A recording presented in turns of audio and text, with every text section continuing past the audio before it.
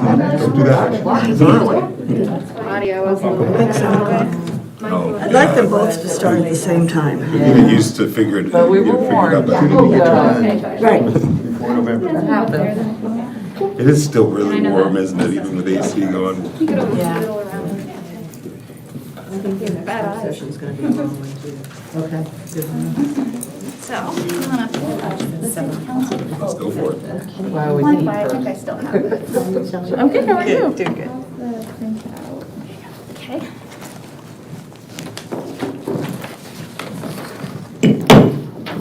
All right, good evening and welcome. Oh, turn the microphone on. Good evening and welcome to the Creswell City Council meeting for Monday, July 11th.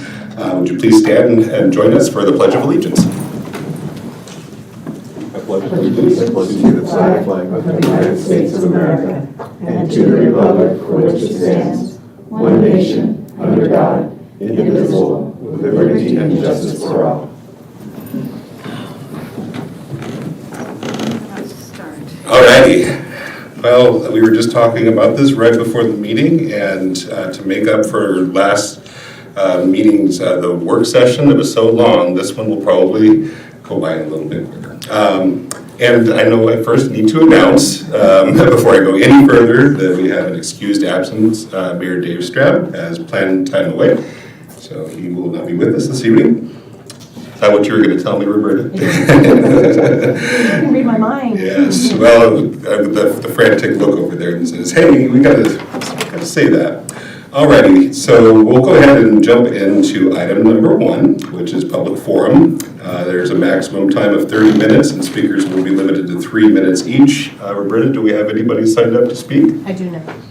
All right, well then, that takes us to item number 2 then. So Mayor's report, as I was speaking with Mayor Stram and Manager Amberg the other day, we kind of came up with a couple of things that we thought we would mention, and let's add the third item here.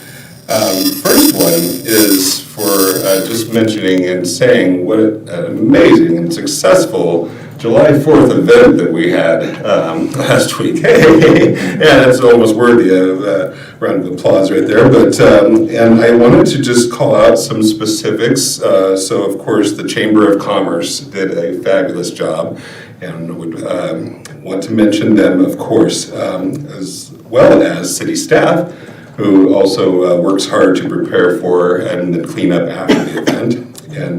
And then I know that there's so many names and stuff like that, but the volunteers that chipped in and helped to make this event what it was this year was fabulous. So I did want to make mention of that, and I know Councillor Clark wanted to kind of chip in as well on that. If we would welcome that if you wanted to say something. Sure, yes, I just wanted to send a thank you to the Chamber of Commerce and to the city and to honestly all of the citizens of Creswell. That was a fantastic event, and I think there was a lot of extra pressure that went along with this year's event for a number of reasons, and it was just so amazing to see individuals from all over the valley come in, celebrate Creswell, celebrate kind of our earmark event that we do, or kind of our superstar event that we do every year. And I just thought that we just did a fantastic job, and I was just really proud of our city, and I was really proud of the work of the Chamber of Commerce of pulling all of that together and making that special again. Excellent. I had a chance to be on the radio the day after. I didn't get to sleep in. I had to get up and go and be on the radio with Cameron. We had nothing but rave reviews and folks that thought that Creswell knocked it out of the park. So that's all I have to say about that one. Good job, everybody. Next on the list is just to mention again the Finnish track athletes that are in town. I know that they had a welcoming event on Friday over at the high school.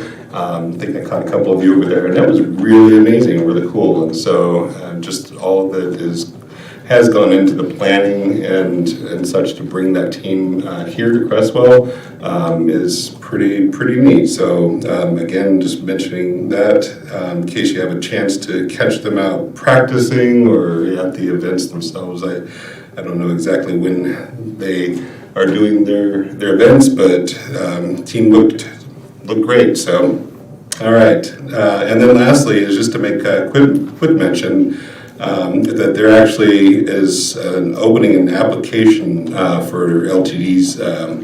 That's the board, right? And it's there was a position. It's position 3 that actually specifically includes Crestwell amongst South Eugene, Cottage Grove, and Lowell. So it's a 4-year gig, and the term starts in December, but you would have to apply by July 15th. So some representation in Crestwell for transit needs would be kind of cool. So if there's anybody out there listening or whatever, might want to consider that. All right, that's all I have for the mayor's report. That takes us on to item number 3, which is correspondence, which we do not have any, that I can tell. So we will move on to item 4, which is the consent calendar. Told you this meeting was going to go kind of quick. So all the items listed are considered routine and will be enacted by one motion in the form listed below. There will be no separate discussion on these items unless a counselor wants to request that it be removed from the consent calendar for consideration separately. So with that in mind, is there anything that anybody wants to consider or pull from the consent calendar for consideration or discussion? All right, hearing none, then I am entertaining a motion for approval of the consent calendar. Councilor Castillo. I'll make a motion to approve the consent calendar as presented. All right, we have a motion. Do we have a second? Councilor Osborne. I second the motion. Okay, Councilor Osborne seconds. Any further discussion, Council? All right, having no further discussion, we'll go ahead and proceed to vote. All in favor of the motion, raise your hand. All opposed, same sign. Looks like we have unanimous approval of the consent calendar. On to item number 5, administrative report. I'm going to hand it over to Manager Amberg. Thank you, Council President Brochu. The first thing we have on the, as an item on administrative reports are the bills for June. I'd be happy to try and answer any questions you might have on the bills if you have any. No? Okay. Then the next is the Lane County Sheriff's calls for service reports. And we do not have a sergeant with us tonight. We do. Oh, we do. The sergeant just walked in. Council staff, I Okay. apologize for being tardy. Back in. All right. Do we have any questions for Sergeant May? Councilor Inman. Yes, good evening. Good. So I noticed that the calls for the public order as well as the property were really high. Did something occur or? You may or may not notice an increase in vandalism graffiti. In June, it spiked significantly. So every individual tag is going to get a case number. It's going to get investigated via our contract at a higher level of service than you would in the county. We've identified a juvenile involved, and that should be rectified shortly. And disorderly subjects, for one reason or another. Those kind of fall under a public order type of a call. So we might appear somewhere where somebody's just not doing well and things aren't well. We may not take anybody to jail, but that generates calls for service as well. Thank you. Yeah, you bet. No significant changes in the homeless population. All right, I'm going to follow up on that one in a minute. But I actually want to come back to what Councilor Inman mentioned, because I too noticed that those numbers seemed a little bit higher. But I also noticed that they didn't generate a lot of cases. So is that typical, or is it just because? We might respond to a call for service that doesn't rise to the level that we would take a case for that as a crime. If we come to investigate a crime, that crime did not happen, it still generates a call for service. It's still going to be coded that way. So in the event of somebody in a mental health crisis maybe, and we get them some resources, that would come in as a disorderly subject or a public order type call without a case attached. So oftentimes when you don't see a case, that's a win. That's the Lane County Sheriff's Office resolving something at the smallest level. Very cool, very interesting. I like that. So thank you for that explanation. And then the other thing I was going to add on, so you anticipate my question. We don't have, so just to be clear, we don't have anybody that's like camping out or sleeping in our parks at all right now, haven't been. You did. Did? I believe he's moved on. Okay. We evicted him from a home he was no longer allowed to come back to, and he fixated on that home until he was arrested for trespassing a couple times, and I believe he's found a new place to go. Oh, I think I know Also who had this some is. folks living in a tent at Garden Lake Park, and we helped them find another place to be as well. Okay. We didn't want that to begin. All right, good to know. So sometimes it might happen, but it doesn't last too terribly long. Is that? Well, if somebody's living in a car and comes through town and uses resources, that's wonderful. If they're gonna set up a home in the middle of a park, that's not something that's gonna work well for us. So we're gonna help find them some resources and a place to be. All right. Any other questions for the sergeant this evening? All right, thank you so much. Thank you. The next item is the city attorney's report. You can see that we had a few issues that went to our city attorney this past month. The next one is the code enforcement report, and you can see that we still have a lot of noxious vegetation that he's addressing. He has a picture of before and after of one of the noxious vegetation cleanups. Also, sign code violations. He has been pulling down a lot of signs from garage sales. So those are not typically set up in our community in a lawful way. So he goes out and takes them down and contacts people. The next is the building permit recap. You can see that we're still got a lot of building going on in the city. And then finally, the city manager's goal update is provided for you, and I'd be happy to answer any questions you might have. Councilor Castilla. Yes, Manager Amber, just to back up a second on the non-conforming structure issue, that has nothing to do with the photo, right? The non-conforming structure issue? In the city attorney report, Ross worked with Curtis on a non-conforming structure issue. Right. We have a non-conforming structure that is interested in developing in our city, and so Curtis is preparing the staff work for that item to go before the Planning Commission. Thank you. Mm-hmm. Anything else? Does that eventually come to council then? No, it would not. Okay. Anything else? Okay. That concludes the administrative reports. All right, thank you. I did notice those building permit numbers were way up there, and that's always good to see. So sun is shining and people are busy. All right, so that'll take us then to council action items. Action item A is the League of Oregon Cities legislative priorities, and that's Manager Amber. Thank you. As you recall, we discussed these priorities at the work session, and the City Council came up with the 5 legislative priorities of local funding to address homelessness, economic development incentives, property tax reform, water utility rate and fund assistance, and infrastructure financing and resilience. And this is for you tonight for a vote as to whether or not to forward these on to the League of Oregon Cities.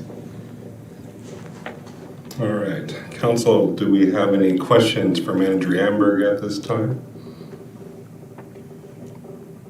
Okay, and since we just discussed that one, that's fresh in our minds. So if not, then I'm entertaining a motion on this resolution. Councilor Inman. Okay, so I move that the City Council direct the City Manager to notify the Oregon League of Cities of the following top 5 legislative priorities for the City of Crestwell. 1B, local funding to address homelessness. 1D, economic development incentives. 4A, property tax reform. 7A, water utility rate and fund assistance, and 7C, infrastructure funding and resilience. All right, we have a motion. Do we have a second? Councillor Shaw seconds the motion. All right, Council, any further discussion on this item? If not, we'll proceed to vote. All in favor, go ahead and raise your hand. All right, and all opposed, same sign. And that one passes unanimously. All right, takes us to item B, resolution number 2022-19, authorizing an interloan fund for the Urban Renewal Fund to the General Fund. Jim Piper. Thank you, Council President Prochu and City Councilors. The item you have before you is an interfund loan from the General Fund to the Urban Renewal Fund. This is long awaited. We're nearing completion of the negotiations of the right-of-way for at 345 East Oregon Avenue. And this is just a step in that process. It's a 10-year loan from the General Fund that will be paid back with 1.44% interest, which is in line with what the DEQ is charging for small cities for a 10-year loan.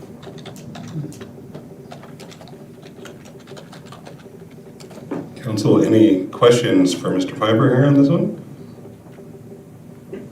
So this is the one that we processed at the Urban Renewal Agency meeting as far as authorizing that.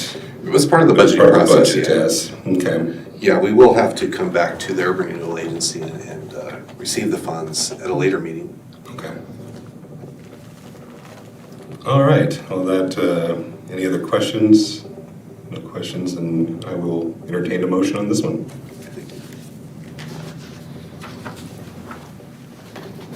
Councilor Castillo. I move that the City Council approve Resolution 2022-19, authorizing an interfund loan to the Urban Renewal Fund from the General Fund in the amount of $225,000.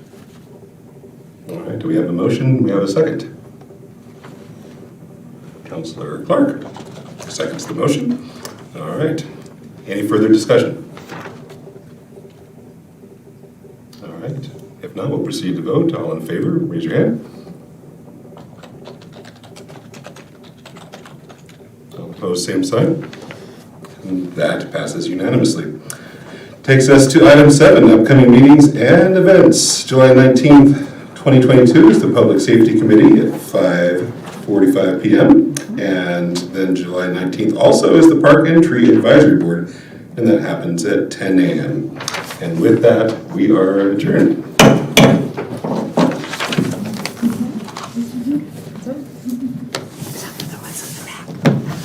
Oh, there's some items in the back there.